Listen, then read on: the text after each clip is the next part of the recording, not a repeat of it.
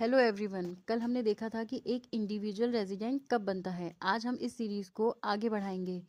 अगर हमें किसी एचयूएफ फर्म या कंपनी का स्टेटस चेक करना हो तो रूल्स थोड़ा बदल जाते हैं। चलिए लाइन बाय लाइन समझते हैं। सबसे पहले एचयूएफ की बात करते हैं। इसका लॉजिक कंट्रोल पर चलता है।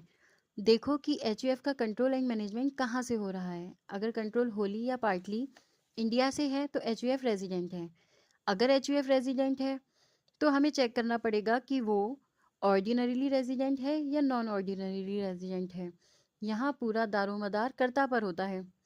अगर कर्ता पिछले 10 साल में कम से कम 2 साल रेजिडेंट रहा है और पिछले 7 साल में उसका स्टे 730 डेज या उससे ज़्यादा है तो एचयूएफ ऑर्डिनरीली रेजिडेंट बन जाएगी। अगर कर्ता इससे एक भी कंडीशन मिस करता है तो एचयूएफ नॉन ऑर्डिनरीली रेजिडेंट कहलाएगी। अब आते हैं पार्टनरशिप फर्म्स और एसोसिएशंस पर।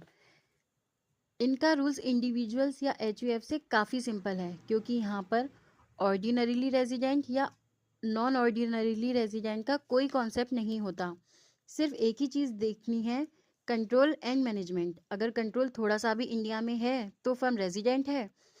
फर्म नॉन रेजिडेंट सिर्फ तभी होगी जब उसका कंट्रोल होली आउटसाइड इंडिया हो। लास्ट में आती हैं कंपनीज। इनमें दो रास्ते हैं, Indian companies and foreign companies. Indian companies, इनके लिए रूल्स चेक करने की ज़रूरत ही नहीं है, ये ऑलवेज रेजिडेंट होती हैं। और फॉरेन कंपनीज, इनके लिए हम चेक करते हैं प्लेस ऑफ इफ़ेक्टिव मैनेजमेंट। अगर सारे बड़े डिसीजंस और मैनेजमेंट इंडिया में हो रहे हैं तो वो फॉरेन कंपनी रेजिडेंट बन जाएगी। अगर place of effective management outside India है तो वो नॉन रेजिडेंट रहेगी।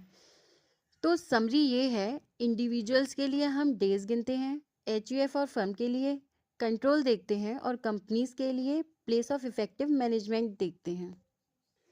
कल हम इन तीनों कैटेगरीज के टैक्स इम्प्लीकेशंस डिस्कस करेंगे। बाय।